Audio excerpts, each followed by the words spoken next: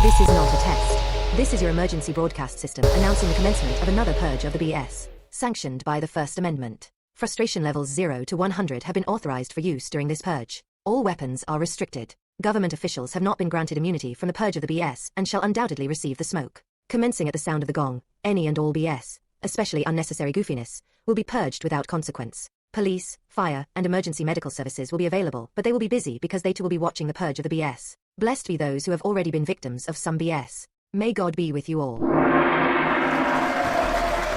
enter any home we want, and we will. Shouts to Purple Groovy, IMZ early in the chat. I see y'all. Don't force us to hurt you.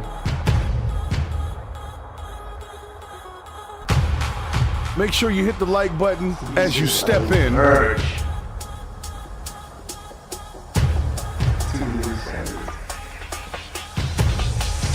Let's get in some trouble today.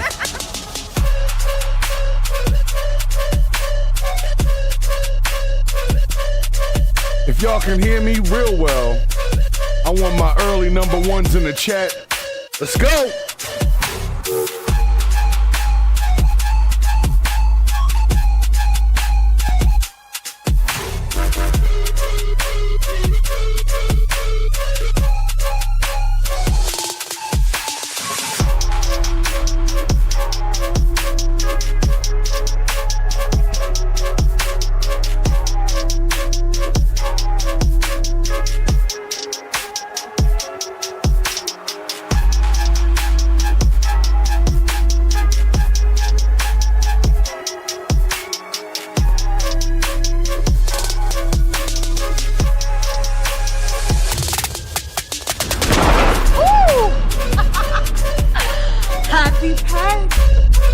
You better find someplace else to go. Here we go. I got a wicked sweet tooth tonight.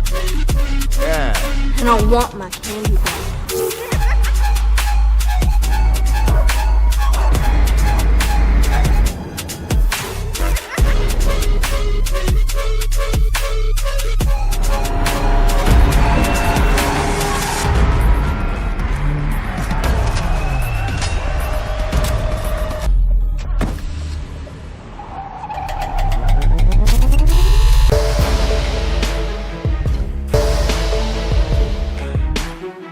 I believe we are ready for another purge of the BS. Thank you to my mods for jumping on nice and early today so we can get this thing started.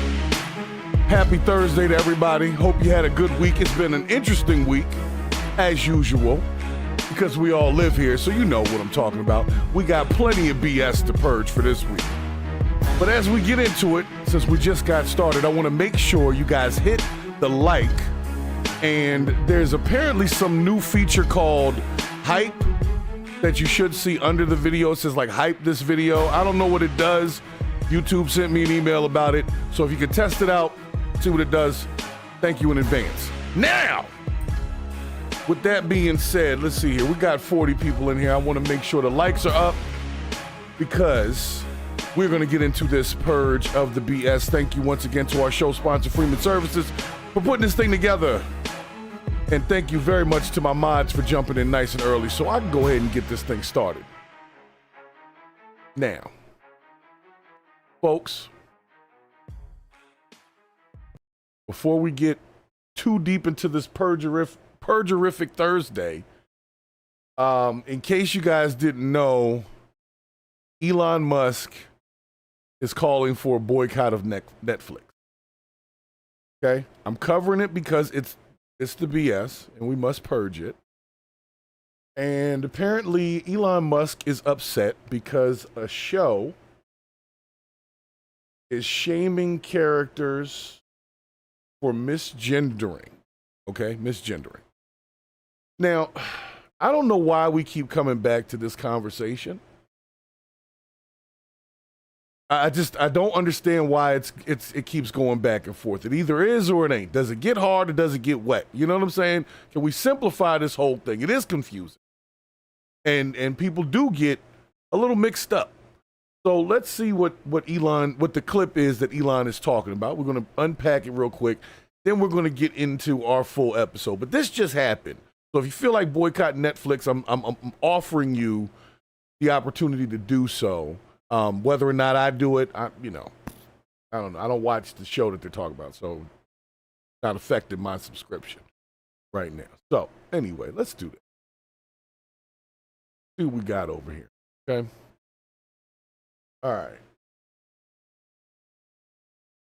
So this is trending right now.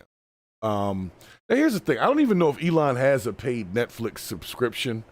I don't know what kind of TV and streaming services he watches. But this is a repost where he says cancel Netflix. So he obviously wasn't watching it himself. He just saw this somewhere else, decided to repost it on his social here, which gets millions and millions of views every time he puts something up. And I guess he's hoping to have people boycott Netflix. I don't know. We'll see. So let's see what the clip is about, and then we'll see.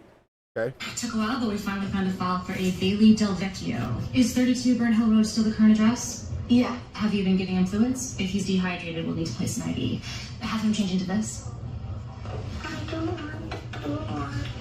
Well... I hear someone's not feeling well. Let's take a look at the little man.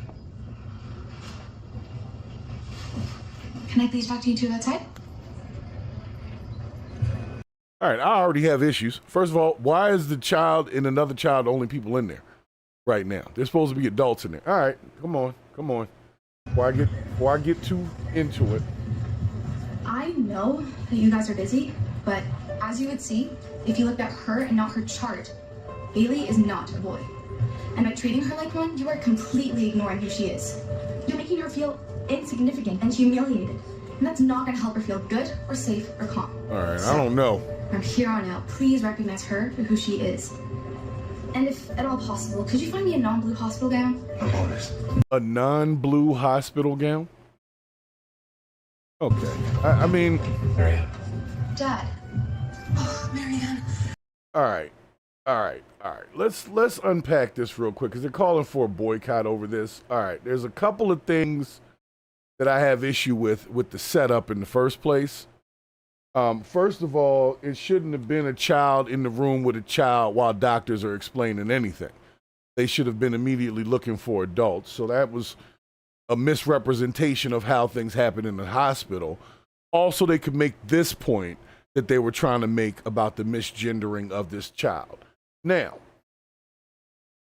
the child is in clothing with hair that does look female, right? That looks kind of like a little girl. So, okay.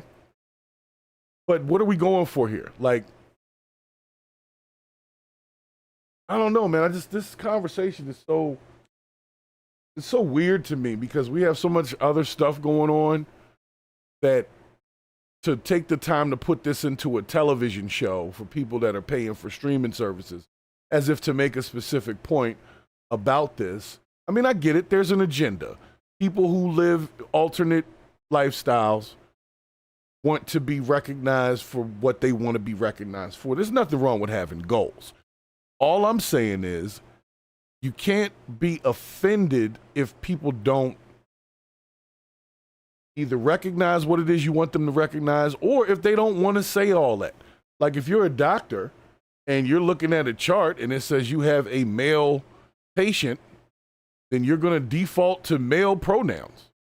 Now, you can always make a correction later, and the doctor, in my opinion, should have the choice of identifying a person that way. Because to them, it might be weird to say all that. So I don't think we should have to force it on anybody either. But I don't think that, honestly, Netflix has stuff on there, you know, that's probably way worse than this. I don't really watch much Netflix, if any at all. I catch comedy specials and sometimes like special events that Netflix will sponsor, but I don't watch a lot of Netflix. I've never seen this show before, but it's called The Babysitter's Club. I think I might want more context to the show, because this could be an isolated incident within the show and not worth canceling entire Netflix subscriptions over. You could just watch something else. That's always possible. I know a lot of people don't know that, but you could always just like watch something else and it wouldn't even be a big deal. That's all I'm saying.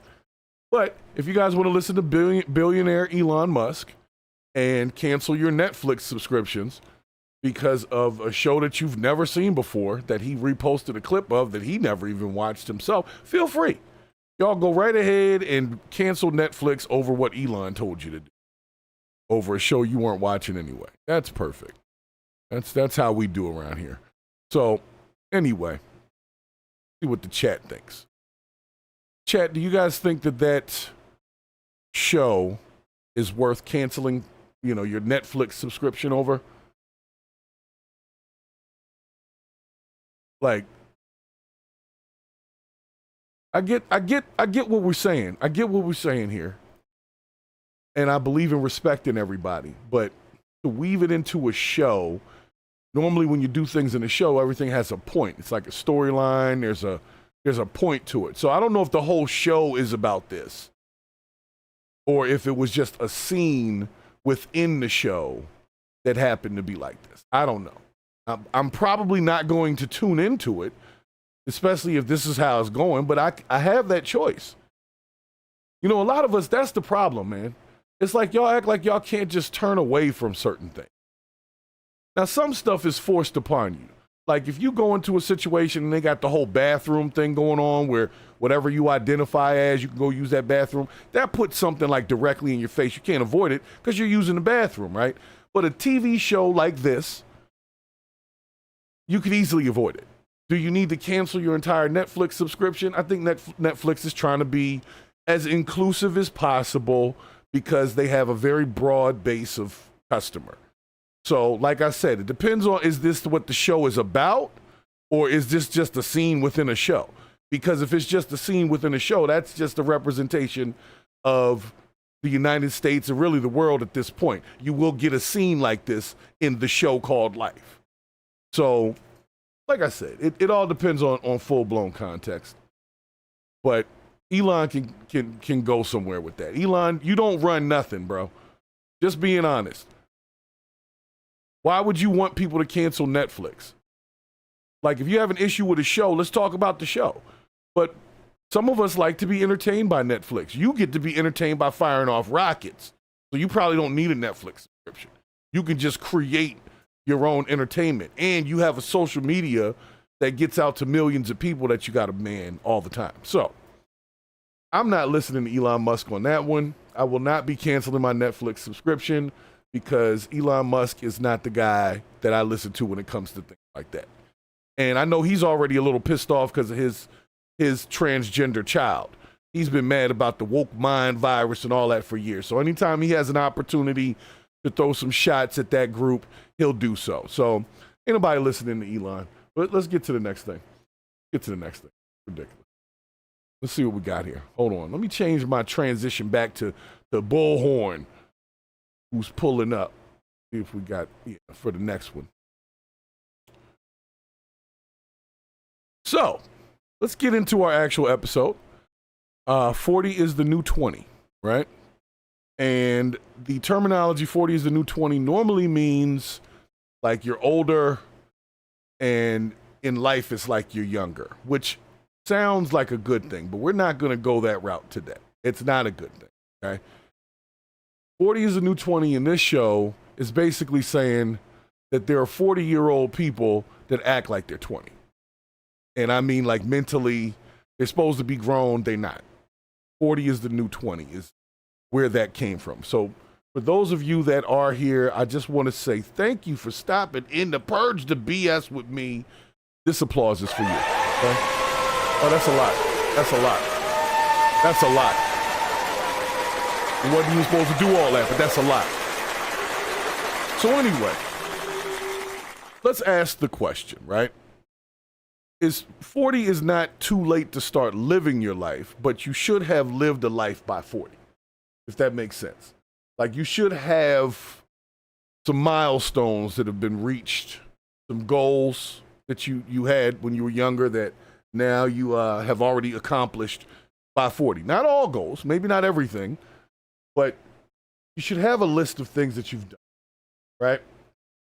And this clip came to me today, actually it was late last night, where a young lady is basically, I don't want to say crashing out, she's having an emotional breakdown as she has viewed her life, I guess, in an objective format, and she's not very pleased with what she's ended up with. So let's go over the clip. We're going to talk real quick because she's 40, and I know the feeling of 40. So let's see what we got here. No reply. Thanks for jumping in the chat. I see you in there. So, but there's a different thing when we say 40 is the new 20 today. I do understand the normal concept where it's like, you know, you're living like you're young, but you're at 40. And that's fine to some degree, but not in all ways. So let's see what this lady's talking about. This is a short clip, so good. Good. Short clip. All right, so this lady's 40, and let's hear her. I'm turning 40 this year, and everything is just hitting me right now. It's like not where I wanted to be. I haven't succeeded at anything.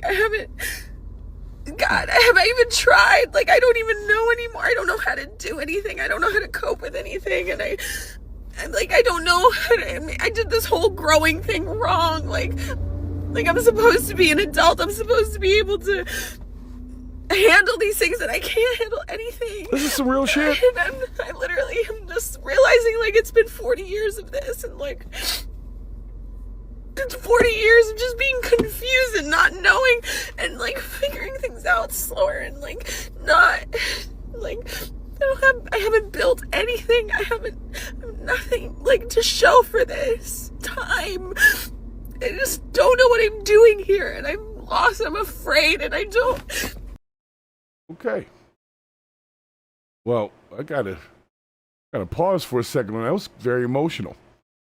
Because I'm sure she's not alone. At 40 years old, you get to that point, you done spent, 20 years, not necessarily wasting time, but trying to figure it out. And a lot of times, most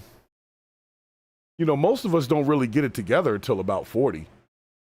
As far as at least the guys. I'll say this, the gentlemen, 40 is definitely the new 20. Because at 40, you've probably gotten a career going pretty well. If you're gonna have money, you got some by then. If you are gonna have children, you definitely have them before you're 40. I don't know many guys who have kids that didn't have their first kid before they were 40 years old. So for a male,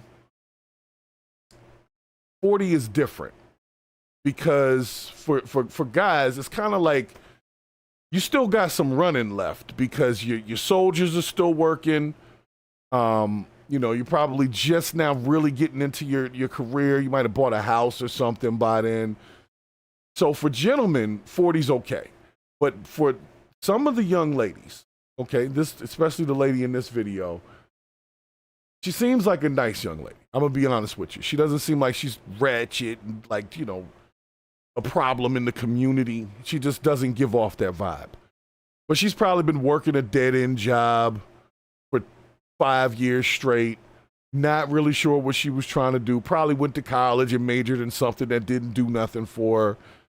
And then you push yourself, 10, 15 years into the future, and you haven't gotten, looking at the thing, she doesn't have a ring on her finger, so she hasn't gotten married. I don't think she has any kids, which could be a good thing. But it's just like, aging is not a problem unless you're still the same as you were when you were 20. So if you were 20 running the streets, which I was, and just being out there, just wilding out, just doing whatever, and now you're 40 doing that, then you're an idiot. And it doesn't matter what sex you are, right?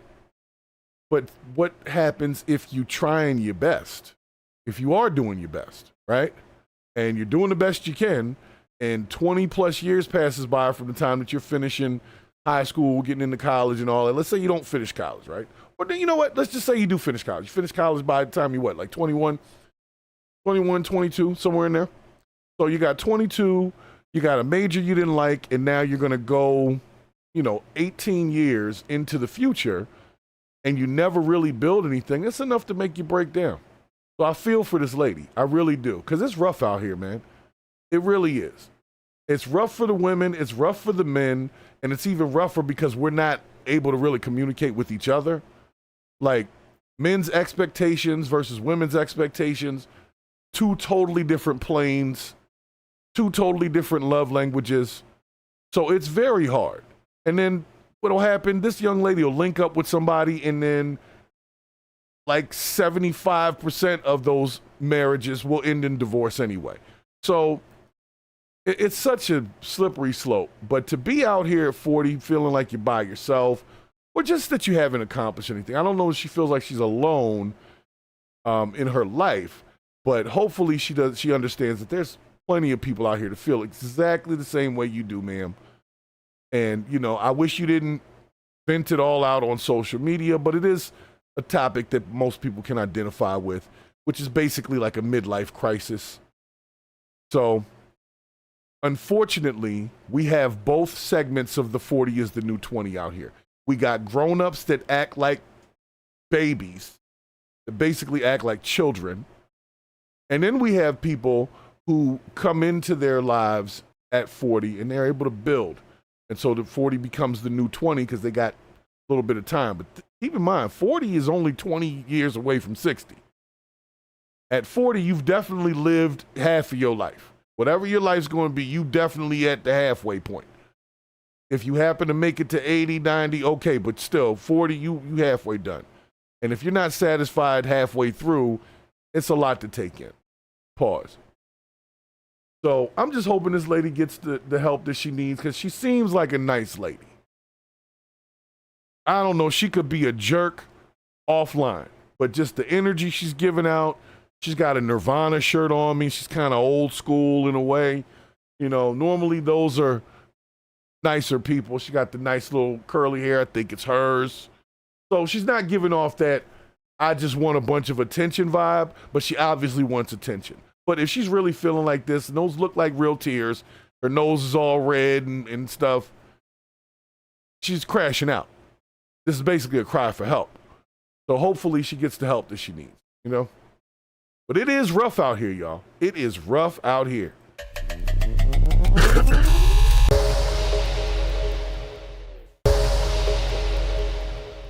Now, we're going to get into how rough it actually is out here, but not before y'all hit that like button. Make sure y'all smash the like button, hit the hype.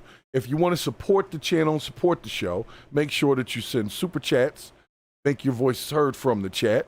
And if you would like to support Freeman Services directly, our show sponsor, make sure that you go to Cash App, $ Freeman SVCS. Okay, if you want to check out the website, that's freemansvcs.org. Okay, it's Freeman Services. So thank you very much once again. So we're going to get into what happens when it gets real rough out here, okay?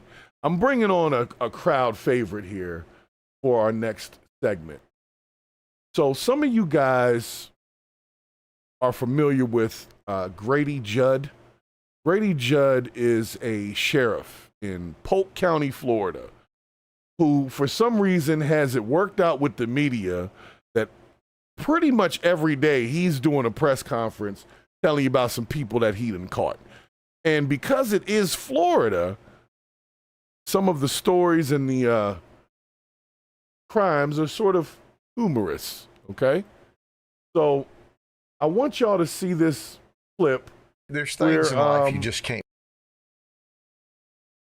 I forgot what they called the operation. I think it was Operation Transformer or something like that. But basically, Grady Judd is going after the Johns in Polk County, Florida. Y'all just got to see it. Y'all just got to see it. There's really no other way to say it. Y'all just got to see it.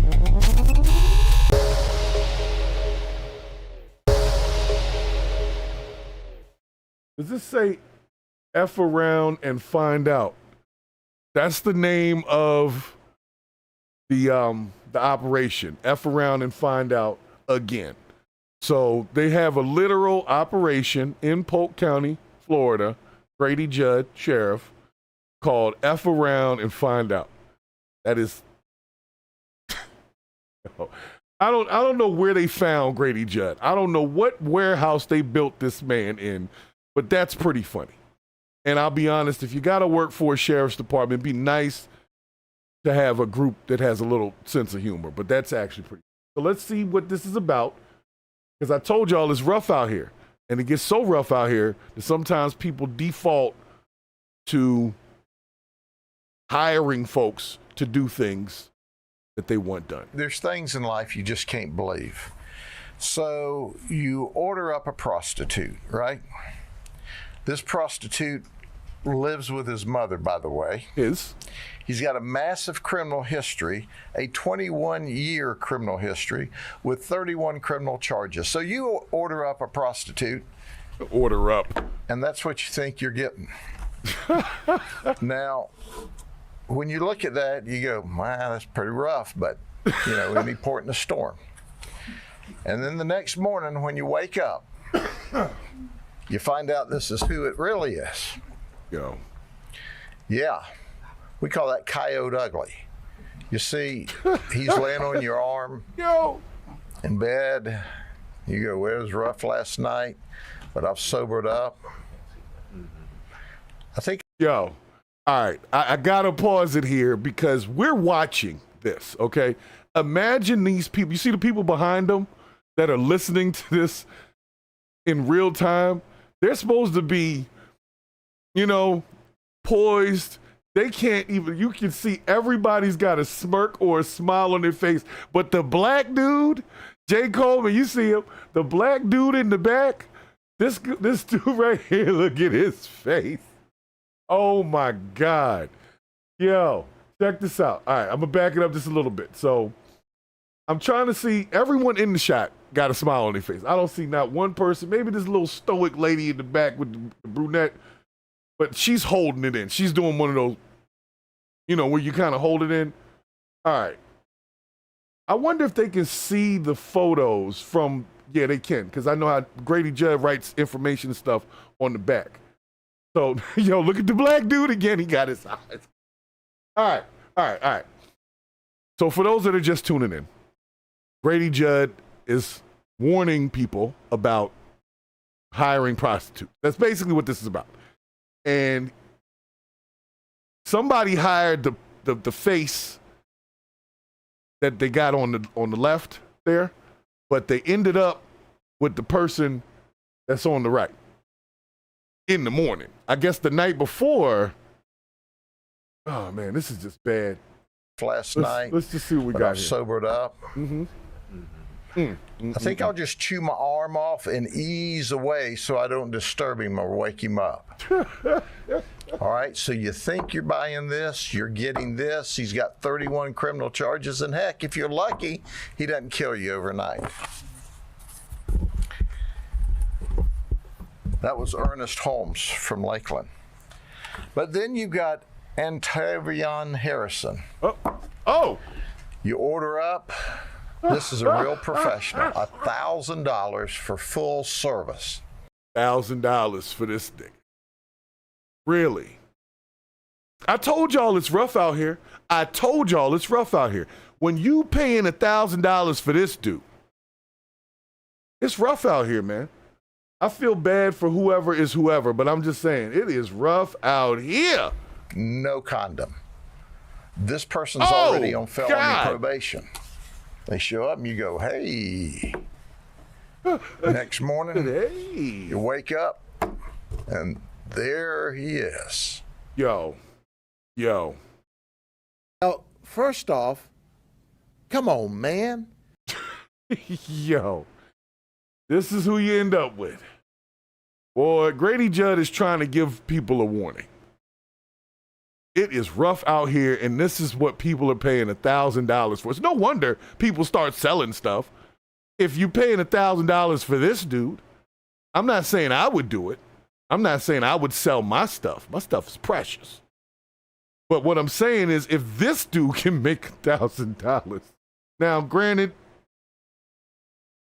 a lot of butt sex involved in this situation, but what I'm saying is $1,000 is all right money for certain people. So I can see why this gentleman would partake in selling butt. I wouldn't do it. At this point in time, you call your brother. You say, do I have a surprise for you? Come get him. Is there more? This is what we're seeing in these undercover operations. The strangest deviant conduct you can imagine. And then there is... Oh, there's more. Rodrigo Molina Anduez from New York. Uh-oh. This is what you ordered. She's here illegally from Venezuela. $700. Well, at least he said she. He respected the pronouns. Okay. So Grady Judd respects the pronouns, okay? Grady Judd respects the pronouns. Right? Even though he's kind of it's kind of being sarcastic here, but even Grady Judd found a way to respect the pronouns. So let's see. She is he. Shit. This is what you wake up to.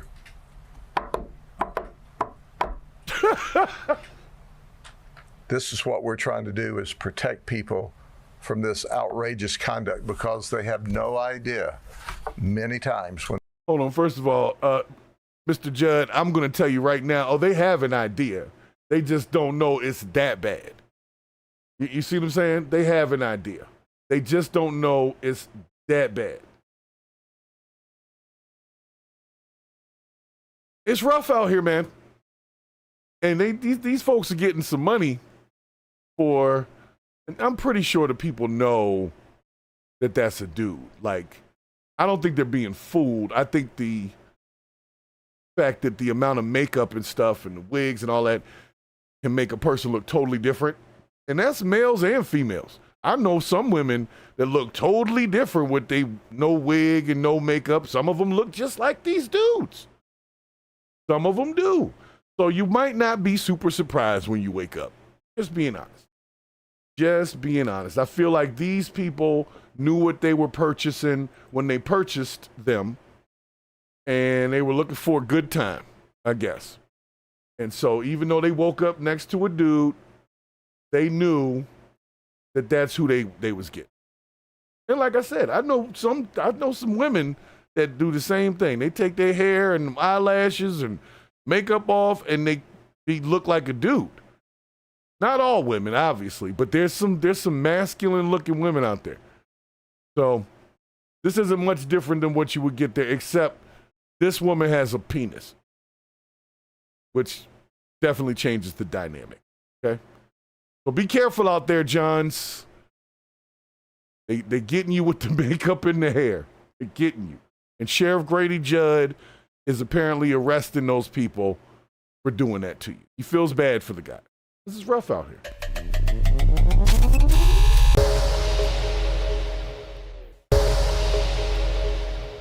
Jay Coleman, everybody in here, everybody, okay?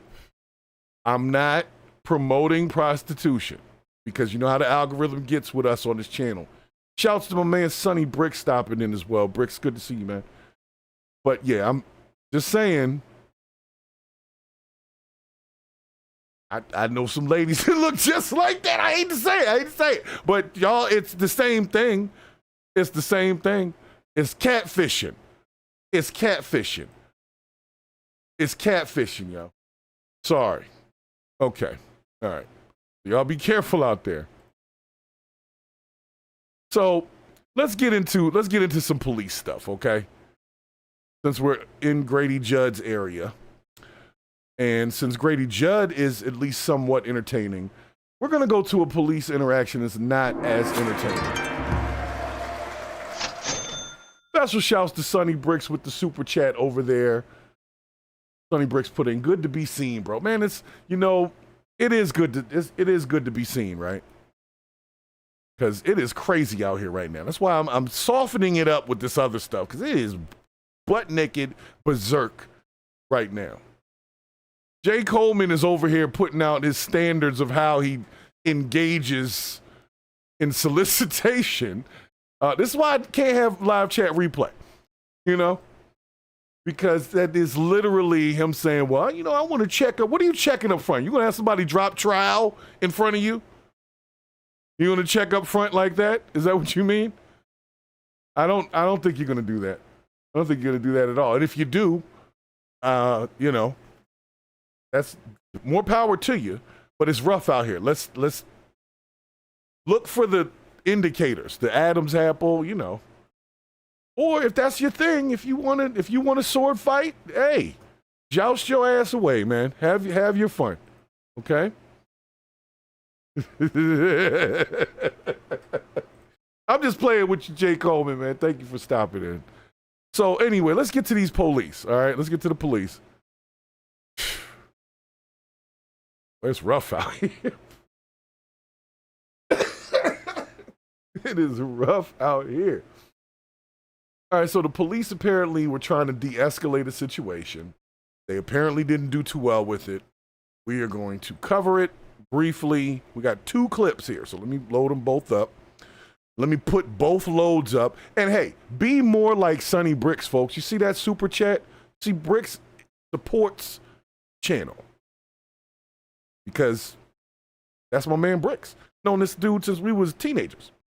So I appreciate you for that, because most of your family and your close friends, like outside of the internet, they don't really support that much. It's the people, the random folks on the internet that are the most loyal supporters. So make sure you are more like Bricks. Be like Bricks, okay? You don't get nothing else from this episode today. It is be like Bricks. And secondarily, it's also Gandhi's birthday, so I'll quote him real quick by saying, be the change that you want to see in the world. So it's Gandhi's birthday, for those that are celebrating it.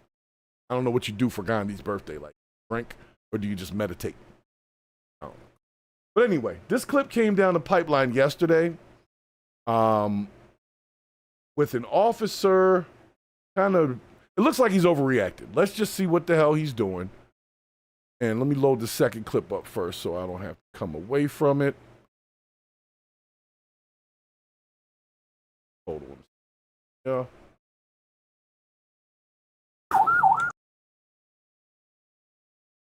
Okay. Bring it on over.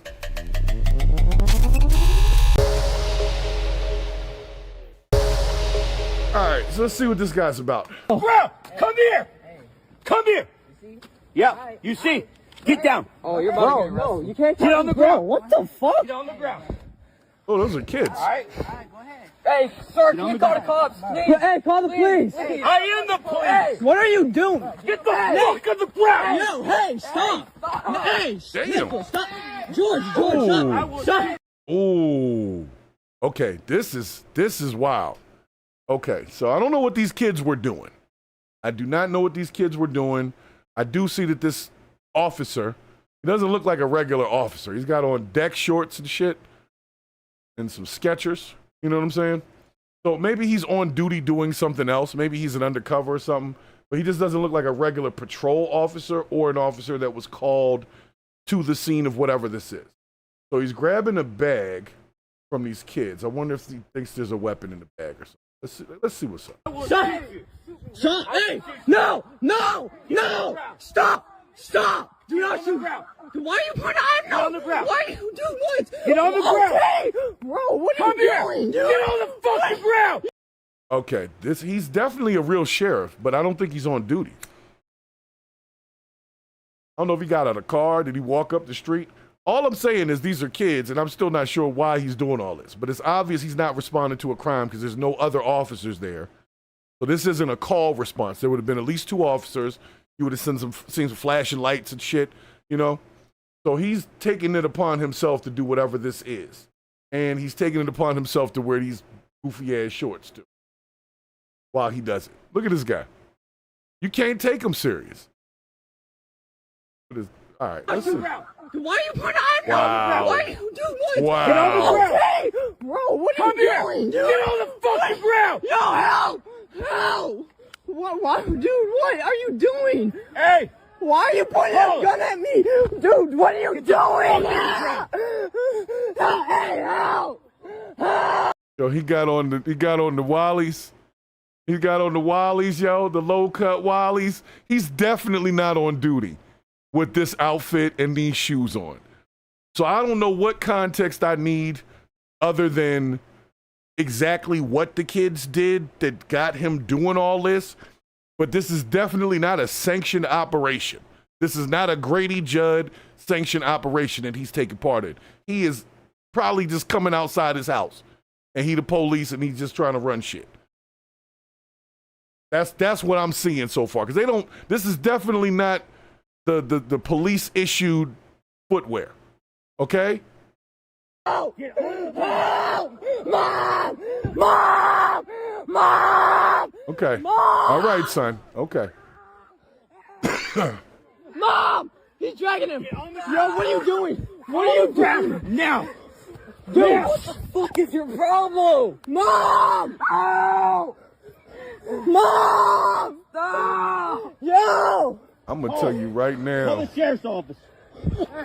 Come on. All right, I need more context, because I will say this. If that was any child screaming for their mama and their mama heard them, mama might not want to know. Mama might not want to know that this is going on, because mama might come out swinging. Like, if this is your kids and this person is, like I said, I need more context. But you're right, Bricks, they was moccasins, bro. He had the broke down back and everything. They was house shoes. They were like the shoes that Ice Cube had on at the end of Boys in the Hood. So he was definitely not on duty. And he was in the house. He probably got tired of them outside playing hockey or whatever the hell they were doing in the middle of the street. He threw his vest on because it was hanging by the door, and he wanted to come out and flex with his moccasins and his damn deck shorts on. So I'm going to see if there's any additional context under the video as to, like, what was this about? Well, it says he was suspended without pay. So obviously this was out of line. Yeah, I don't see what the whole thing is. They didn't give me, now they're talking about George Floyd. See, that's why you can't be on X. They be on some dumb shit on X. You know, I just want to see the clip. I want to get some good context, right? But instead of somebody saying why the officer was there, but like I said, there's no police cars behind him. So he probably lives in the area, and he was tired of them outside skateboarding or whatever the hell they were doing out front, and came out there and did that. I don't know. Oh, my resident information specialist, no reply, has come through with some information. What we got? We still don't know why he was there, though. I mean, I would have stripped him of his pay and all that shit, too. That makes sense. But I was just wondering, was he responding to a call, or was he just on his sofa trying to watch the game and they were being too loud outside and he just flipped the hell out? Probably had alcohol involved. I feel like alcohol is involved in this. This has a very alcoholic smell to it. So that's one officer. Let's see what the other unhinged officer is. Hold on. Told you we had 2 of them. We got here. All right, so this police officer and a constable get into a heated argument. Now, guys, the reason why I'm showing this is we need to understand that there are some wild-ass police officers on the street. Not all of them, Not even most of them. But there's some wild ones on the street. You got to be very, very, very careful of them. Because you don't know what they done had to drink, or if their wife was cheating on them the night before, and now they wake up the next morning with a badge, a gun, and a vendetta, and you just happen to be in the crosshairs. You got to be more careful. It's rough out here. Let's see what these two are about. You got like an undercover truck or something. Hey! What are you doing? What are you doing? I'm chasing her. Why? No, she come through. She'll run at 50 miles an hour. She's running 85 miles an hour. Who are you? I'm a constable, Jefferson County constable. Okay. She run a stop sign right down here, but there she is. Okay, that vehicle there? Yeah. Okay. Let me pull over. Yeah, you let's all move over there. Okay. Hello. You just said that. Okay. You need to settle down, okay? I'm asking you for your driver's license insurance. Hold up, bro. Are you doing a traffic stop?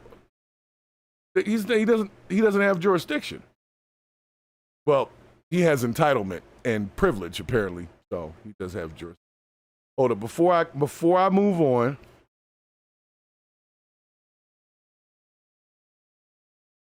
Okay, so the deputy confronted the team. I told you, they were making too much noise in the street, and he saw his vest by the door and said, I know how to handle this shit.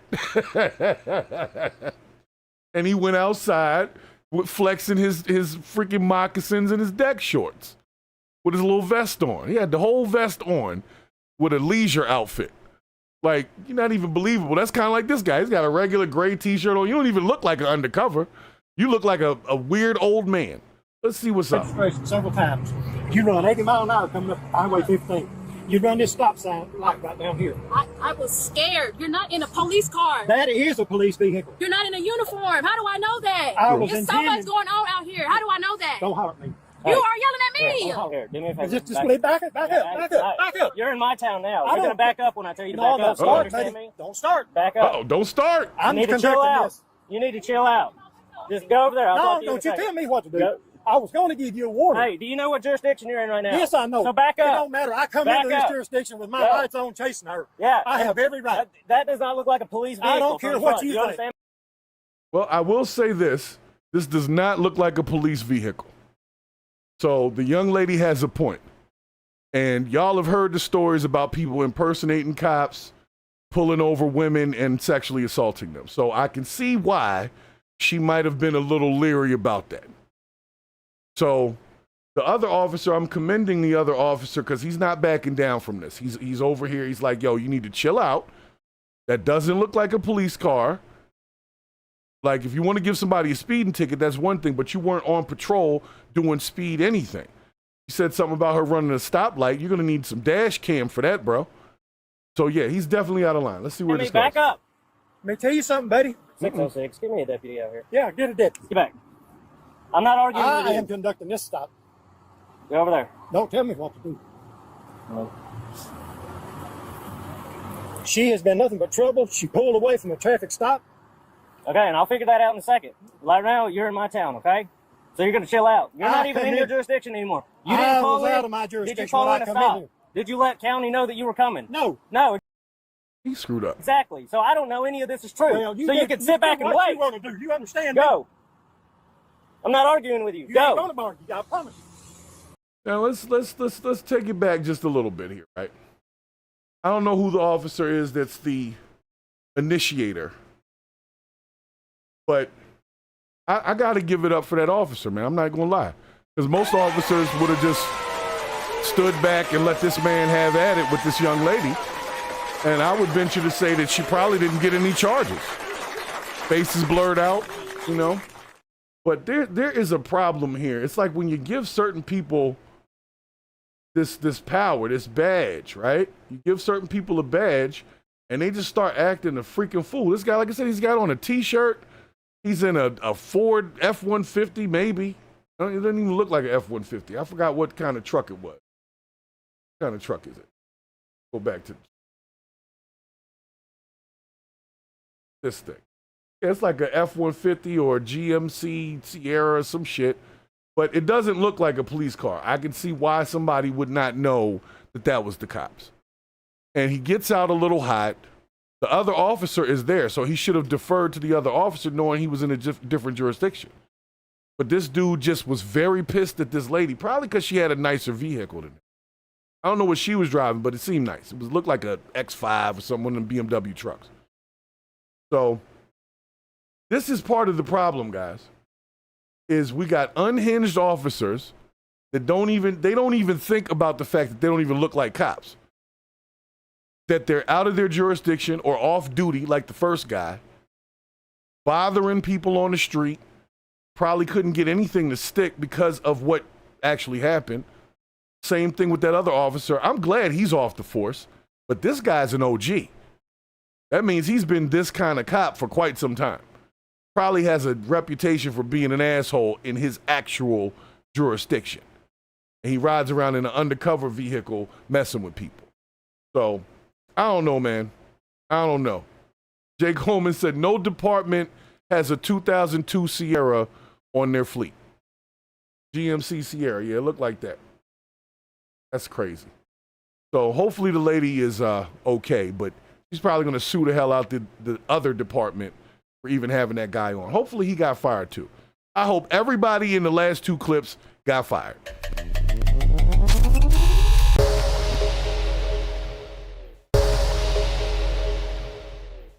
No, the smoke is not specific for certain people. I hope everybody got fired, except for the cop that was trying to de-escalate. He was all right with me.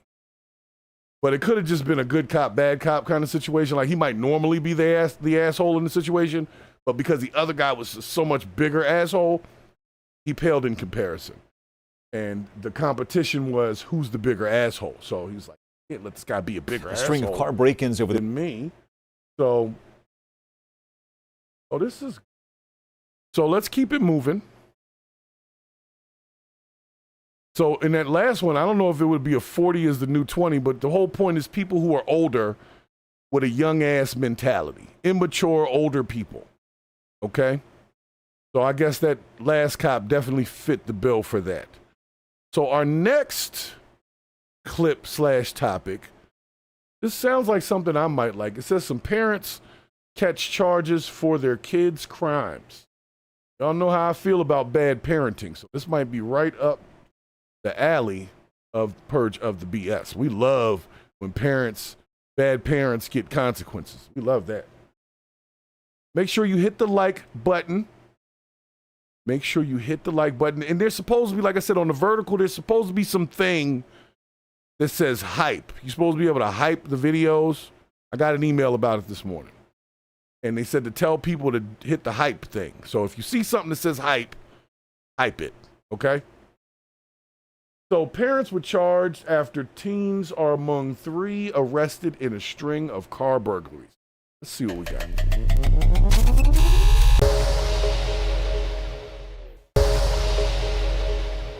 Hold up, no reply came back with the follow-up. Constable Joe Johnson did not get fired or put on any type of leave. He's probably 4 days from retirement. You too old to be out on the street when you that old. You know what I'm saying? He looked like he was every bit of mid-70s. You don't need to be on the street. What if you encounter a gangster, a real one? Frail old man out there on the street yelling at people. Get off my grass! You know, that kind of stuff. Out of here. So anyway, let's see what this story is about. Parents charged after teens are among 3 arrested for a string of burglaries. I like car break-ins over the weekend has now led to charges against 3 suspects and several of their parents. Yeah. Police in Gloucester City arrested a 16, 17, and 19-year-old over their alleged involvement in a series of burglaries early Sunday morning. But when police charged the teens, prosecutors opted to also hold their parents to account, accusing them of family. Yeah, let's give it up. The purge is working. Told y'all, it's time to start holding these parents accountable too, man. I like it. To supervise their children. New Jersey correspondent Trish Hartman has the details tonight.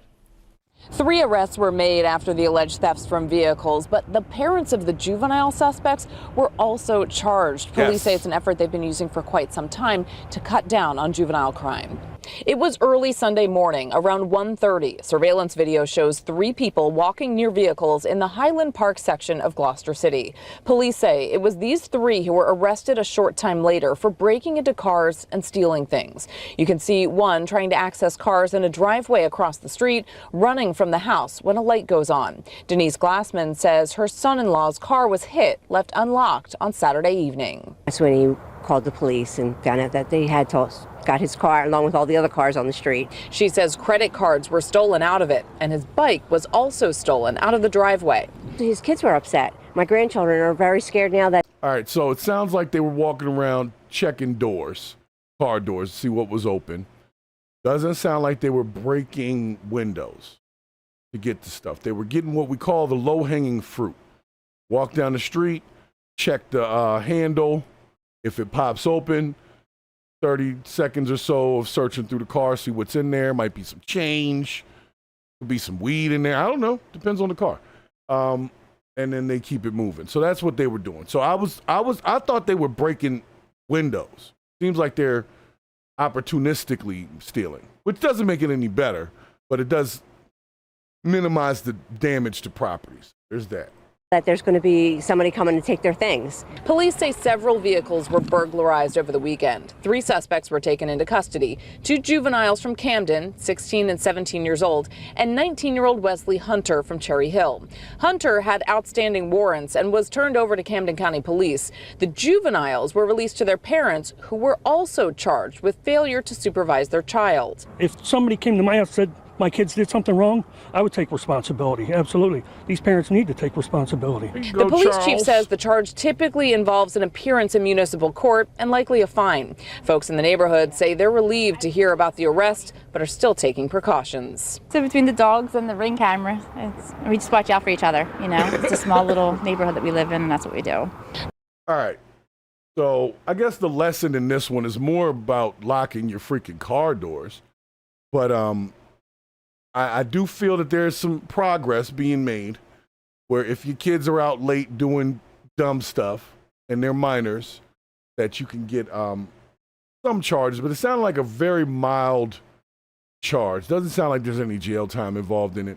So that's not what I was going for. So that wasn't my hope. I had a whole different hope. Yeah, I had a whole different hope. I was hoping that the parents would be charged with the crime that the child committed. So if they broke into something or they stole something, the parent would be charged with the theft. That's what I'm going for. So, this is close. They caught some charges. It's supposed to make somebody happy. I'm not happy with that. No, I want the parents catch the charges that the kids would catch. Because the kids are juveniles. You can't charge them with it. So you charge the parents. Seems fair to me. I don't know. Am I wrong? No, I'm not wrong. All right, guys. It is time to get into the fun stuff. Like I said, they were opportunistic thieves, man. Speaking of opportunistic thieves, our troller-in-chief has been on it this week. I told y'all on Tuesday, for those that were here, I said that by Thursday I would have some things happen that I had to cover about the president. And it's very hard to keep up with that guy. I'm going to be honest with you. It's really hard to keep up with the Trump administration because the amount of distractions that every day, like you have to sift through some real BS to keep up with those folks. But I thought a funny clip that came through regarding the N-word. Apparently Trump is saying that we don't use the N-word. Now, I guess the question is, which N-word is he talking about? We are going to find out here. Stupid. What did he do here? Let's see. Trump speaks on the N-word. So I don't know. Maybe y'all have seen this. There's been a lot of chatter this week, along with a bunch of trollage memes things like that coming out of the White House. No reply. What is bipping? That's stealing stuff that's available? Okay.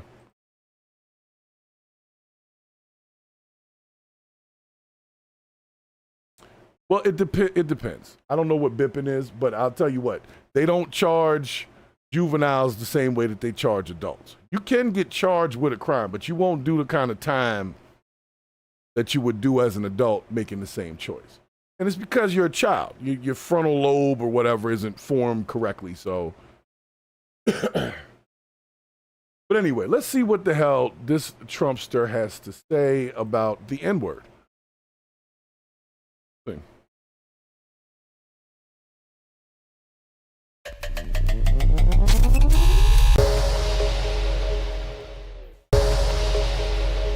All right, so he was in Quantico. He went to Quantico. It was really a stupid person that works for him mentioned the word nuclear. I moved a submarine or two, I won't say about the two, over to the coast of Russia, just to be careful, because we can't let people throw around that word.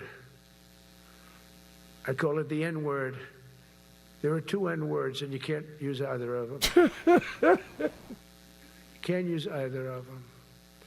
And frankly, if it does get to use, we have more than anybody else. We have better, we have newer, but it's something we don't ever want to even have to think about. But when somebody mentions it, that submarine started immediately thereafter. And it's just lurking, but I'm sure we're not going to have to use it. But okay, so he's saying we have nuclear submarines off the coast of Russia. That's what he said. And I guess the word nuclear is the N-word that he's saying is one of the two words we can't use. I wonder what the second N-word is he's talking about we can't use. Any ideas? I don't know. I have no idea in this non-racially charged, merit-based society what N-word can, other than nuclear or nuke or whatever, can we not say? Such a conundrum. I have to play Scrabble to figure it out. it's an amazing, it's undetectable, totally. Ours is, theirs isn't. Theirs are totally detectable. We can. So why are you talking about this? It seems like he's talking about stuff that the average person and the public shouldn't even really be hearing about. So I guess this was him getting the military leaders together. So let's unpack this for a hot second and we get to the second part of it. But the military leaders getting together at this time, considering some of the volatility overseas, did seem a little interesting to me, but it was all televised. So even though he's talking about, warships and submarines and all that kind of stuff, I don't think we're going to war. Somebody said we were getting ready to go to war. But before we can go to war, that might be how they get out of the shutdown. We'll come back to that idea. But,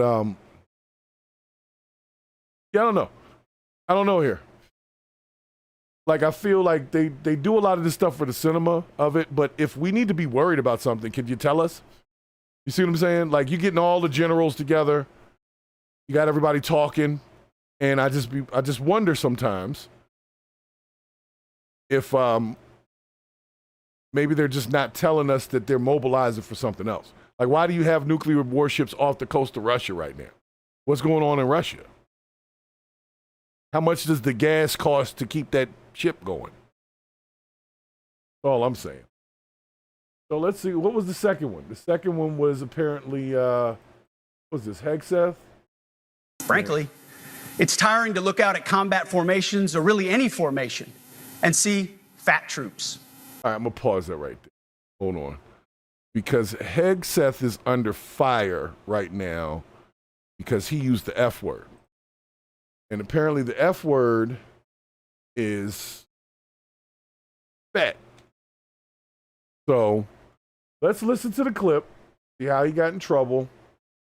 A lot of folks are upset about what he had to say, though. So let's see. Let's see. Frankly, It's tiring to look out at combat formations, or really any formation, and see fat troops. Likewise, it's completely unacceptable to see fat generals and admirals in the halls of the Pentagon and leading commands around the country and the world. It's a bad look. It is bad, and it's not who we are. So whether you're an airborne ranger or a chairborne ranger, a brand new private or a 4-star general, you need to meet the height and weight standards and pass your PT test. And as the chairman said, yes, there is no PT test. But today, at my direction, every member of the Joint Force at every rank is required to take a PT test twice a year. Hold on a second. You mean like the old guys got to do the PT test too? Like the old ass generals that's been in, you know, years and years? Are they going to change the PT test for them? Or are they going to hold them to the same standard as like a freaking 20-year-old Marine? That's weird. And then what happens if they don't pass the PT test? Do they lose their generalship or whatever? This is weird. As well as meet height and weight requirements twice a year. Whoa. Height and weight requirements. How does your height change from year to year? Weight could change. But what do you mean you got to meet height requirements every year? Are people changing their height in the military? Pete, what are you talking about, bro? What are you even talking about right now? Every year of service. Also today, at my direction, every warrior across our joint force is required to do PT every duty day. It should be common sense. I mean, most units do that already. But we're codifying it. And we're not talking like hot yoga and stretching. Real hard PT, either as a unit or as an individual. Pause. Real hard PT, either as a unit or as an individual. Yeah. At every level, from the Joint Chiefs to everyone in this room to the youngest private, leaders set the standard. And so many of you do this already. Active, Guard, and Reserve. This also means grooming standards. No more beards, long hair, superficial individual expression. We're going to cut our hair, shave our beards, and adhere to standards. Because it's like the broken windows theory of policing. It's like when you let the small stuff go, the big stuff eventually goes. So you have to address the small stuff. This is on duty, in the field, and in the rear. Yo, he has got like at least 5 pause moments here, and nobody is saying it. This is not in the rear. He said it's on duty and in the rear. Sir. Want a beard, you can join Special Forces. Hold on. Okay, your beard, If Special not, Forces. then shave. We don't have a military full of Nordic pagans. But unfortunately, we have had leaders who either refuse to call BS and enforce standards, or leaders who felt like they were not allowed to enforce standards. Both are unacceptable. And that's why today, at my direction, the era of unprofessional appearance is over. No more beardos. The era of rampant and ridiculous shaving profiles is done. Simply put, if you do not meet the male-level physical standards for combat positions, cannot pass a PT test, or don't want to shave and look professional, it's time for a new position or a new profession. Frank? Okay, well, I can see why some of the folks are a little peeved, but I have to address the elephant in the room. I think I saw somebody in the chat mention it as well. When it comes to the military, if you're out in the field, if you're a military enlistee and you're in active duty, you're out in the combat field, you don't want some out-of-shape fat person around that you might have to drag somewhere, or they might have to drag you somewhere and they don't have the wind to do it. Like, we should have the military at a very high standard. I mean, isn't that the military way? It is a whole military bearing, as they call it. So yes, the military should have a higher standard. I think it gets a little slippery when you're talking about like the old generals, like the older guys, but I don't think they're considered active duty at that point. And he was pretty much talking about active duty, reserve, that group. So maybe we're not talking about the old guys. But yeah, you know, there's nothing wrong with slimmer, more in shape troops. That seems like a good idea. Where the issue was coming up is they brought this up a few months back about the beards, and they said it was racist, okay? because black people can get razor bumps from shaving their beards, right? And so they get a medical waiver, or they, up until a couple months ago, they could get a medical waiver to say, I don't have to shave because of the bumps. So with this new stuff, they can't do that. So disproportionately, it would affect black people with razor bumps. So that's why they said it was racist. But if everybody got to not have a beard, I worked a job one time years ago when I was younger, and that was the thing. You had to be like clean shaven. It was a food service job, so you couldn't have a lot of facial hair. And nobody had a medical waiver. Like, if you wanted the job, that was the criteria of the job. So I hate to say it, but for the people that do get razor bumps, like Pete said, you might have to find a different position if this is not going to fit with the standards. So I don't think I'm not going to call it racist. It will have a disproportionate effect, but it doesn't mean that just because you're black, you can't be in the military. That's what some people were trying to act like, and that's not what this is. This is him saying, I want everybody's face to look like mine. And I don't mean in the color. I'm talking about the clean-shaven thing that he does. Now, I don't trust nobody that can't grow facial hair, but it's okay to shave your facial hair. So we'll see what goes on with this. But they really are making a big to-do about this shit. And I know that there is there's a lot of upheaval about making these certain things the standard. I think the physical standard is important, though. Like, if you are a Marine or whatever it is, I think the physical standard should be across the board, because you are the military. You're supposed to be thorough. So let's keep it thorough. I don't know. You guys can feel how you feel about it. I'm presenting the information because there's been a big upheaval about it, talking about, Pete Hegseth is a racist and wants to remove black people from the military. But this wasn't quite that. So that's what you thought. That wasn't quite it. So you can calm down there. But it is some BS if it comes down to like religious practices. But then at the end of the day, you're not entitled to be a military soldier. So if you can't follow whatever that job's codes are, then you got to find another job. I mean, it is what it is. The private sector will take you if you want to keep your beard. If it's that serious. Like, if it's that serious, then just come on out of the military then. I mean, I don't think they'll give you a dishonorable discharge. It'll probably be a medical discharge, something like that. But yeah, just come on out of there, because trying to fight Pete Hegseth and them right now, that's going to be stupid. And nobody's coming to your aid. Like, nobody's going to be in front of military bases protesting for military people who get in trouble for having beards. American people don't care about their own like that. Now, if you guys were immigrants, they'll be all over the place outside protesting and jumping in front of vehicles and shit. But for our military folks, don't nobody think about them. And speaking of which, since we are talking about the military and Capitol Hill, we got to go into this thing. Because as of yesterday, and I think currently, the government is shut down.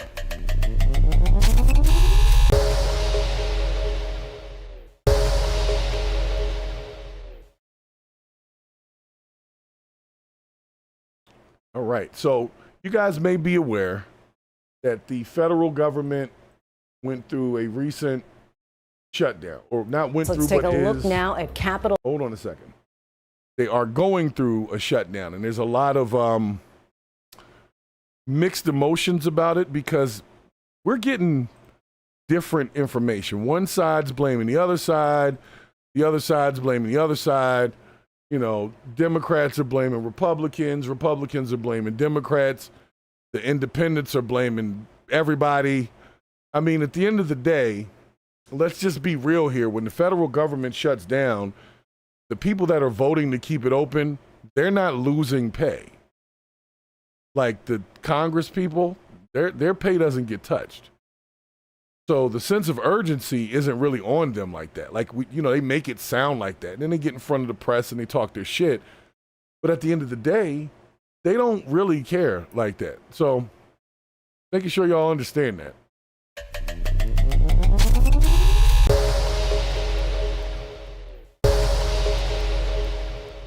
All right, let's see what this was. The initial shutdown announcement as it was coming. Capitol Hill, where the government has shut down for the first time in nearly 7 years. At midnight, the government ran out of money. Both sides are blaming the other, while millions of federal workers brace for what is a very uncertain future. What was the final chance to keep the government open failed tonight in the Senate. Majority Leader Thune and Minority Leader Schumer had this to say. Well, I know why we're doing this, Mr. President. The Democrats' far left base said jump, and Democrat leaders said how high. But the far left's determination to oppose anything President Trump has ever said or done is not a good reason for subjecting the American people to the pain of a government shutdown. It's natural that people understand that Donald Trump and the Republicans want to shut down and Democrats do not. We need to deal with this health care crisis now, not later. But the Republican bill fails to do that. I urge my Republican colleagues instead to join with us, work in good faith to keep the government open, keep costs down. President Trump is threatening to fire federal workers and cut programs and benefits. He also said he can do things that are irreversible. Democrats rallied on Capitol Hill earlier today in a show of unity and demanded that Medicaid cuts be restored, saying Republicans would rather shut down the government than protect the health care of the American people. And with the government shutdown now in effect, Jay O'Brien joins us from Capitol Hill. Jay, what happens now? Lindsay, it means the apparatus of the federal government slowly grinds to a halt. The longer a shutdown goes, the worse the effects become. I'm going to pause it there for a second. So it's saying, or they're saying, that basically the problem is health care coverage.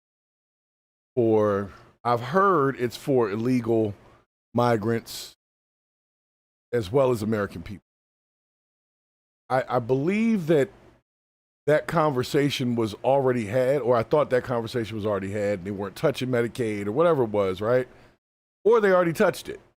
And it seems like they're using the shutdown as a means to have the conversation. So, let me say it this way. When you are in power, you use your power. Democrats do not have a majority in the House and stuff right now.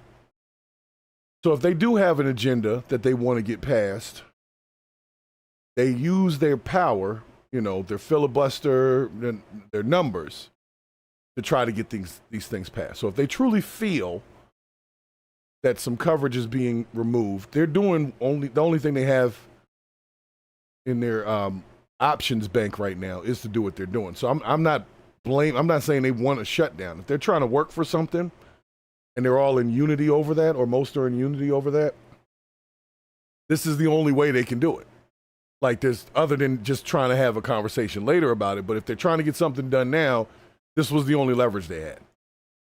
So that's what it sounds like, is they use the leverage that they had currently to try to have a different conversation, and because the Republican side is not trying to have that conversation, therein lies our stalemate. So, okay. All right. I'm not mad at them for it. Like I said, it's annoying because the government shutdown affects people other than the people that vote for it. But if you're a Democrat down there right now, you're outnumbered, and you really don't have a lot to stand on, you do what you can. And this is them doing what they can. This is democracy. This is how it works. Sucks. But yeah, this is how it works. Come because money begins to dry up. For the nearly 4 million federal employees, it means that if the government shutdown continues to roll into the month of October, they will start missing paychecks. The first federal paycheck of October is already going to be processed because it's money that was already set to go out this week. But then there's another paycheck that comes up for federal employees. We're talking about troops, their families, other federal employees in the middle of the month. And if the shutdown lasts until then, they will miss that crucial paycheck. There will be some employees that are told to come to work and still work without getting paid, and they will ultimately get back pay assuming the shutdown ends. Those are employees like TSA agents, air traffic controllers, people that do weather forecasting for the National Weather Service. And then other federal employees will be furloughed and told not to show up to work. That will start to happen today in Washington, D.C., OMB says. Those employees will start to get their marching orders as of today. But as the shutdown grinds on, if it lasts for a certain chunk of time, money will start to dry up in key federal programs like SNAP, which is the Nutrition Assistance Program for lower income Americans, like WIC, which is nutrition assistance for mothers and infants. And the list goes on. Social Security, Medicaid, Medicare, Medicaid, that will still be processed, but you could also see delays there too the longer the shutdown rolls. It is a slow grinding, as I said, of the federal government to a halt that could be seriously detrimental for millions of Americans. Okay. Run it past Chinese. He's not. I don't know what he is. I'm skipping through. Like I said, I need full context here because I'm getting a lot of mixed comments on the internet about how people feel about this. And it's not about feelings. I need information. Like, what is this actually doing? What's actually happening? And how does it really affect the everyday person like myself? So already, September 30th was the day when they were going to do the severance. Well, I want to say it was about 300,000 people who had agreed to like move on and they get a severance for like 6 months. I forgot what the specifics were, but I remember hearing about this. But that just happened too. So where's that money coming from? If you can pay 300,000 people for 6 months based on, well, I guess because the money was already allocated months ago. But yeah, they don't seem to have a problem with that. So there's people that are leaving on purpose. They're going to get paid. But the people that are staying are not going to get paid.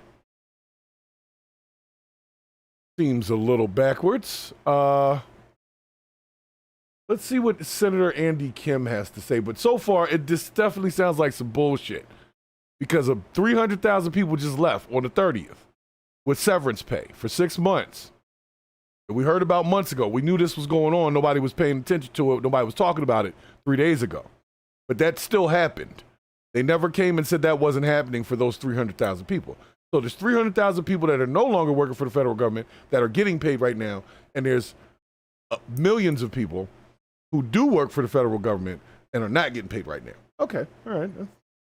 So while those service members that you were just talking about, federal workers, are going to have to show up to work tomorrow and not get paid, these Republican members of Congress refuse to even show up to work and do their job. That is why we're here today. You held a town hall tonight to talk with your constituents about the impacts of a shutdown. Tell us about that conversation. Yeah, right after the votes that we had in the Senate, I did a telephone town hall to reach across all across New Jersey. We had over 6,000 people dial in to be able to listen to this. And what I heard from them was really powerful. People talking about, there's a woman named Lucinda who talked about the concerns that she has. She told me to hold the line because she cannot afford her health care. She would have to give it up if she's not able to continue to get the support for the ACA through the marketplace. I had a woman named Barbara who talked about the challenges that her family's facing, but she put it in that context saying that this is a challenge that people are hearing and facing all across America right now. This is real. You know, this is something that cannot be looked at as just some partisan power struggle, as a tug of war between political parties trying to see who they blame. Real lives are at stake. Tomorrow and in the coming days, millions of Americans will realize that their health care is going to go through the roof. Many of them will see their prices double. About 4.5 million Americans will lose their health care. Over 20 million Americans will have to pay extraordinary prices. This is a crisis of the Republicans making. Then why the hell did y'all wait till the 11th hour to be talking about it then? Y'all was over there focused on everything but this if it was that damn important. That's all I'm saying. We're going to wait till 11:35 at night and the midnight shutdown, and now we want to have this conversation. No, the conversation was meant to be had when they got the big, beautiful bill passed, to be honest with you, but apparently it didn't happen then. So now they're using the leverage of the shutdown to try to revisit the conversation. I get it.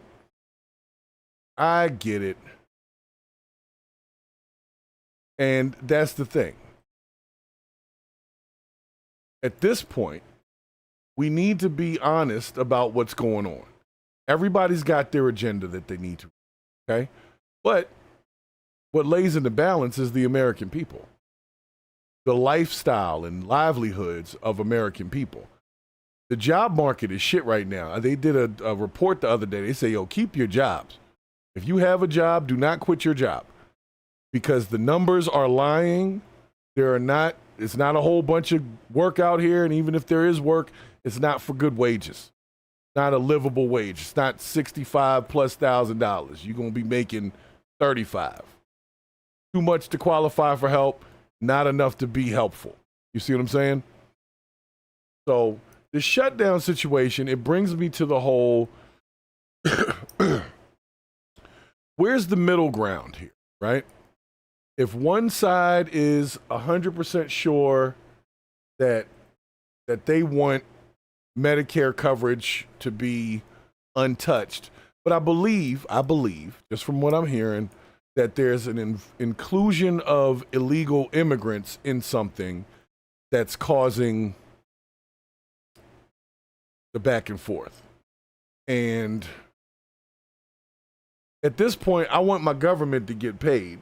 I definitely want my military to get paid. You can't be expecting them to follow your little shaving standards and whatever other standards you want to roll out on them if you're not going to pay them. Definitely want them to get paid. Whoever's working for the government, want them to get paid. I don't mind some slowness for a second while they right the ship, but this won't go on too long because the government has to run.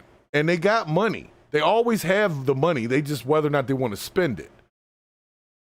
So they got the money. And that's what will happen. At the end of it, they'll write something. Everybody will get back pay. Where's that money coming from? You see what I'm saying? So they got the money. It's just everybody's got their little thing they want to push through or not push through or whatever. And they're pretty much just fighting about that right now. What they need to do is they need to find a way to negotiate. Because I don't believe that the entire system is going to crash. I don't. I believe that there are certain changes that'll be made. But I don't believe that the whole system of Medicare crashes because it's connected to our pharmaceutical companies. It's connected to our state organizations.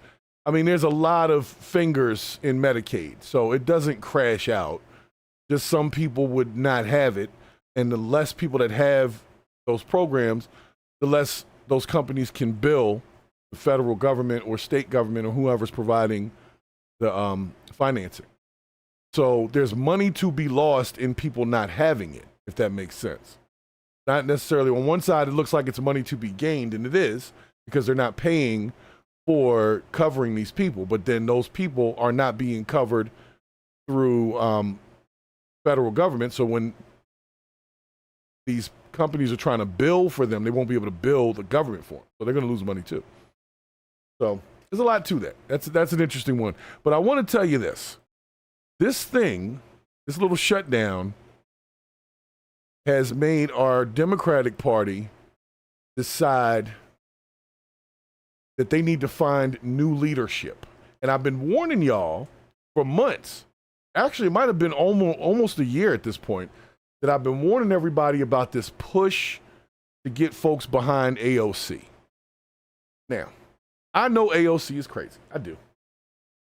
But she's in the streets, so to speak. People know her. She's pretty. And it seems like she's become the face and the voice of the Democratic Party, at least currently. It changes. But she said she's ready to negotiate. So I'm going to put her clip up for any of our Republican cohorts that might watch the show. And letting you know that AOC is saying that her office is open. So let me bring this over here. Let me bring it over. Hold on.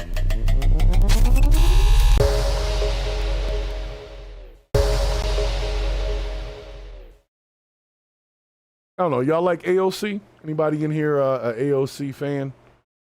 For any reason other than how she looks? Because I'm not going to take away from the fact that the woman is attractive. She's a very pretty woman. Nice smile, you know. She's got a little bit of an annoying voice, like when she really gets emotional. It's a very shrill voice, but she's pretty. So at least there's that. She's got that going for her. She's definitely better looking than Bernie Sanders or somebody. You know, if you got to look at somebody for an hour, might be better to be her. So let's see what happens. She went on what is this, an interview last night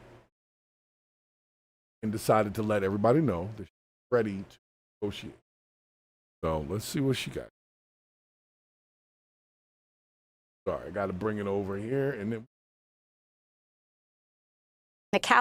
Technicality. Okay, let's bring her on.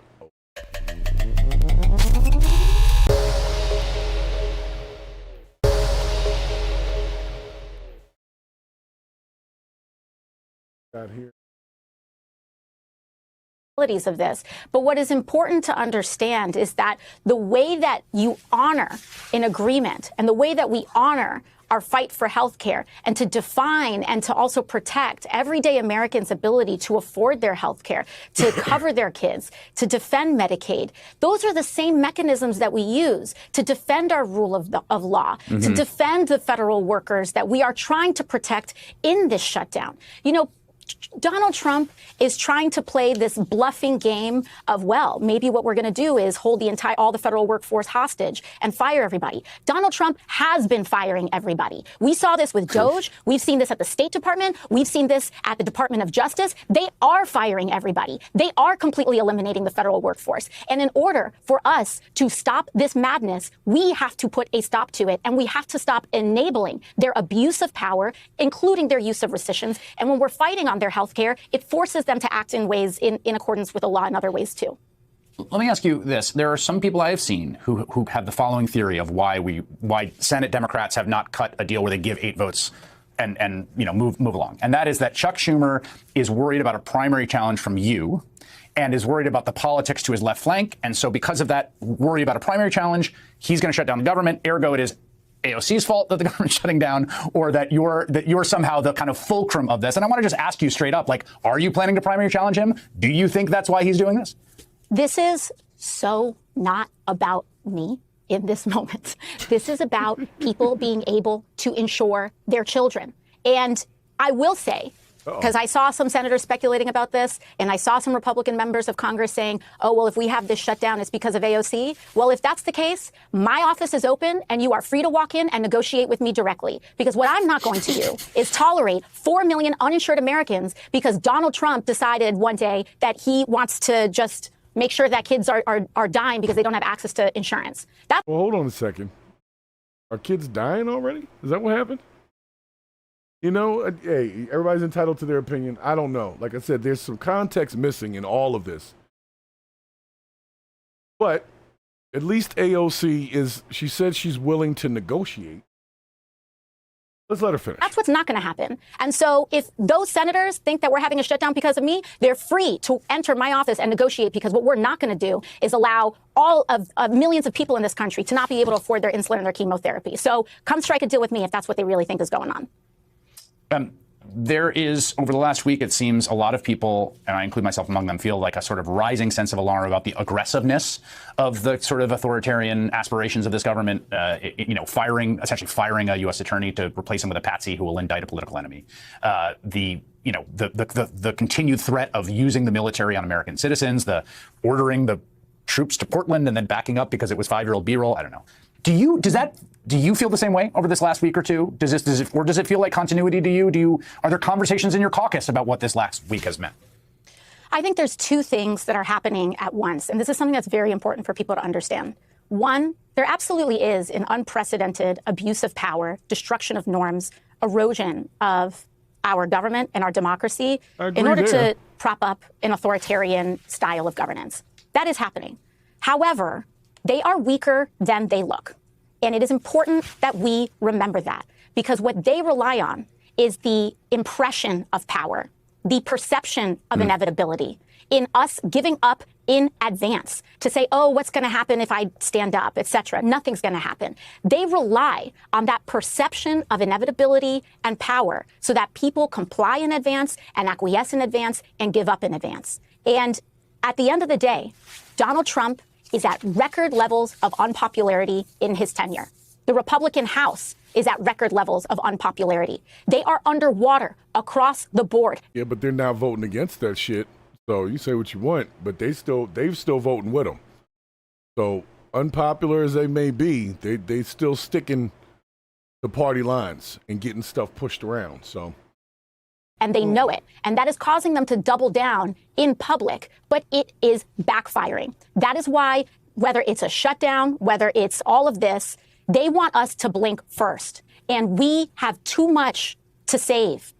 Protecting people is too important a task for us to give up before anything even starts. So they may want to send people in, but these National Guardsmen do not want to be turned against their fellow Americans. We're seeing this here in Washington, D.C. It is an insult Donald Trump is insulting the service members of this country by putting them on these silly tasks that they themselves do not want to be enforcing.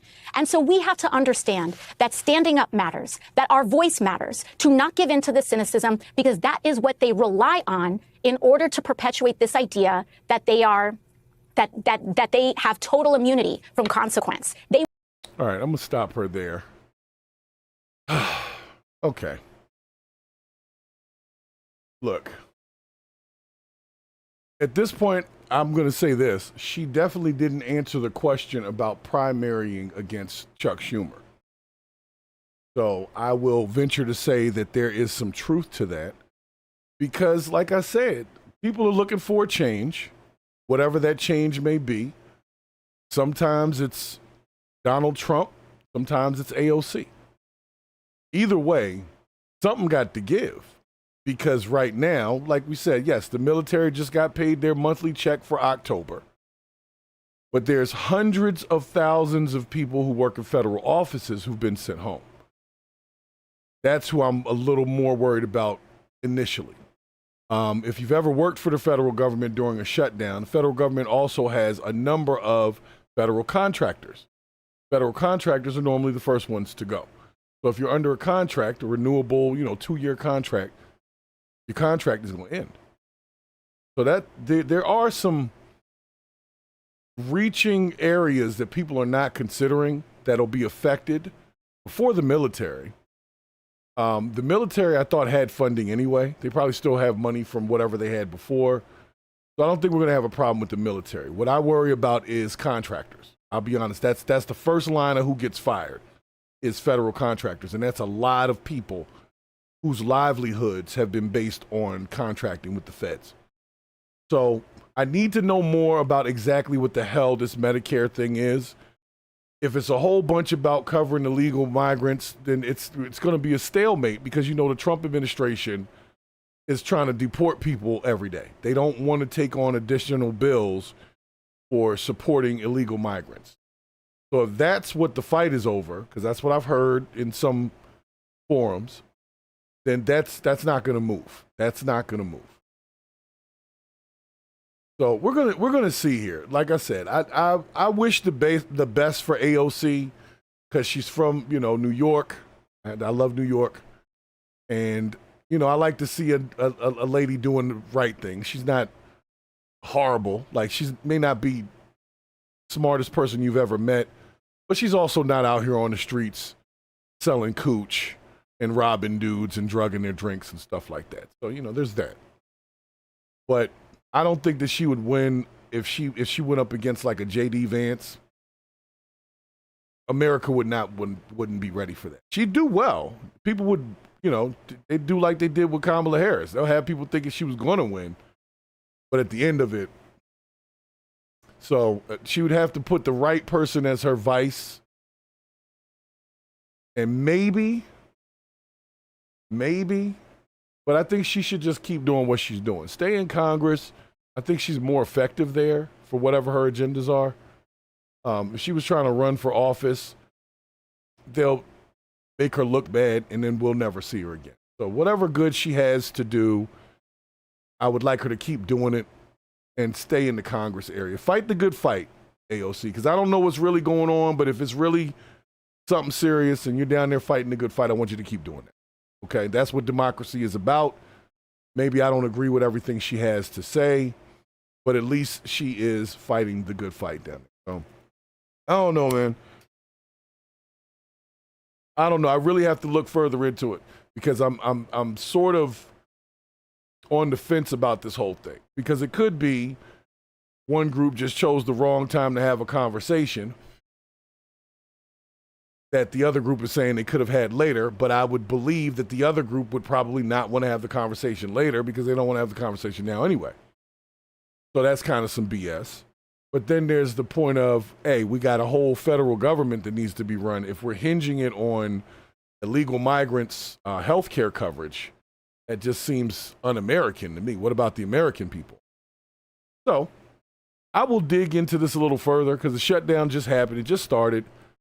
And I know they're going to get back pay. Everybody's going to get back pay. But that doesn't mean that, for the people that get a 2-week check that might live paycheck to paycheck, that's not going to have an effect on, their car might get repoed or something, depending on how long this thing goes on. And even if you can get back pay, some things are monthly. So go more than 30 days, if your money ain't right, you're losing something. So I don't know. Let's see what you guys have for me in the chat. Yes, no reply, you're correct. AOC is a college Marxist who has a face that is easy to draw. Now, if you mean easy to draw, like draw on paper, that's fine. I also think her face is a draw. She's a pretty woman. Like, you can hate her all you want, but she's not ugly. So she's easy to look at when she's talking. But then if you focus on her voice, it gets a little shrill sometimes when she gets real emotional. But other than that, we're in America. We like a pretty face. Men and women prefer a pretty face in front of them. Whether you don't have to be gay or anything. If you're a woman, women prefer a pretty face in front of them. Everybody does. So AOC can be propped up because of that. If they get her, on the right track, she'll do well. Like I said, I don't think she would win, but I think she could do pretty well. She get good momentum going, because people do like these radical types, and she's always on social media, and she seems like, I'm not going to say she seems down to earth, but she's a little more relatable than most of the senators and stuff. So yeah, she could do a run. So I don't know, you guys. What do you guys think? You guys think AOC should run for president, or at minimum be considered the leader of the Democratic Party? I think she should stay right where she is. Just stay in Congress, be part of your little squad. She gets plenty of press through that. And I think that's the place where you can make changes. So you should be there. That's just my bold statement on it. But get away from AOC. Get ready to close this out.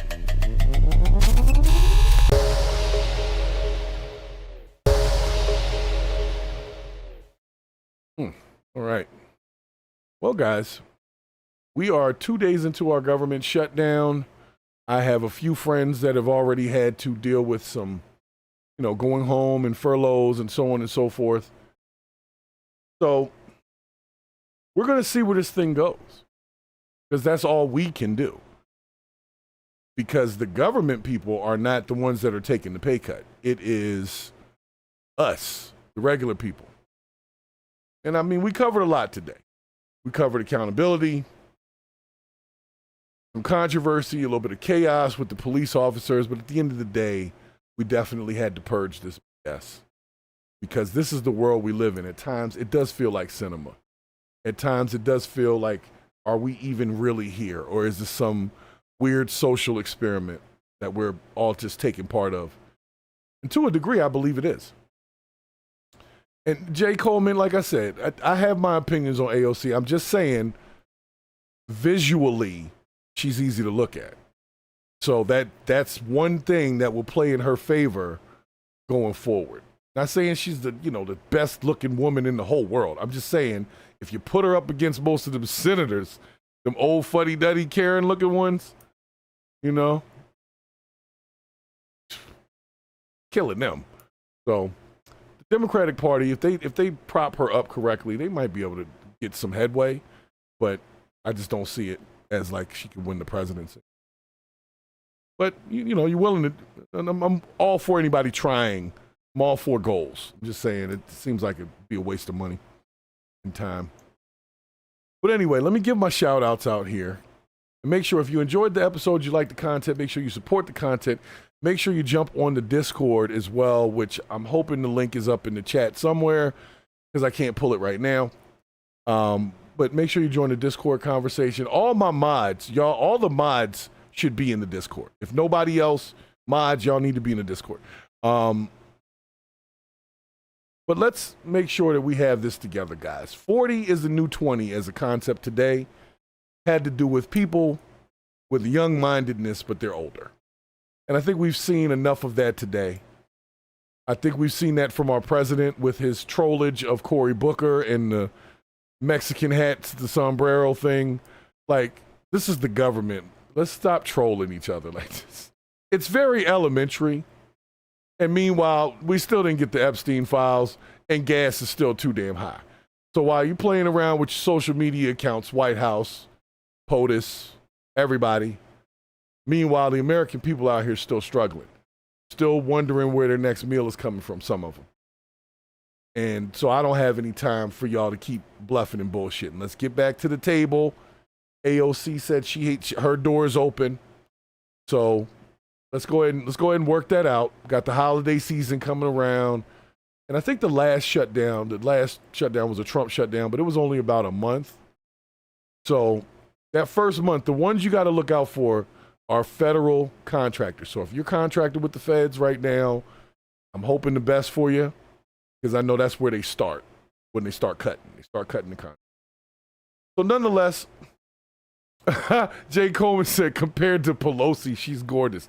You know what? Compared to Pelosi, my dog is gorgeous. Okay? And I don't have an ugly dog. I'm just saying, like, if I had to hug either one, I'd hug my dog before I would hug Nancy Pelosi. Okay? She looks like she has that smegma scent, you know, where a person got that halitosis in the back of their throat, just uncurable halitosis. A tricky wisdom tooth back there that's just spitting out a scent. But anyway.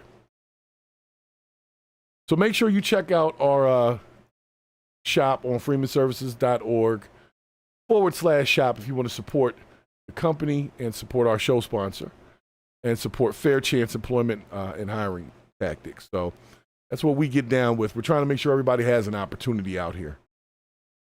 An opportunity to purge the BS within themselves and purge the BS within society. So that's how we get it down. But special shouts to my mods in here. Special shouts to Purple Groovy for stopping in. I know Purple Groovy likes to sit on the side and have fun in the stands and making sure everybody's acting right. I appreciate you, Purple Groovy. This gong is for you. Shouts out to, of course, No Reply. Shouts to Jay Coleman in the chat as usual. Good to see you come back.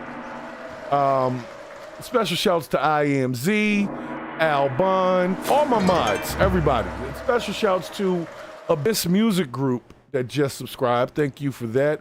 Make sure that you come back on the Saturday show. We got a panel coming up this Saturday, so we're going to be getting into some stuff there. And we will be going over our troller-in-chief and the effect of social media trolling when it comes to our politicians. Do we take them seriously or do we not?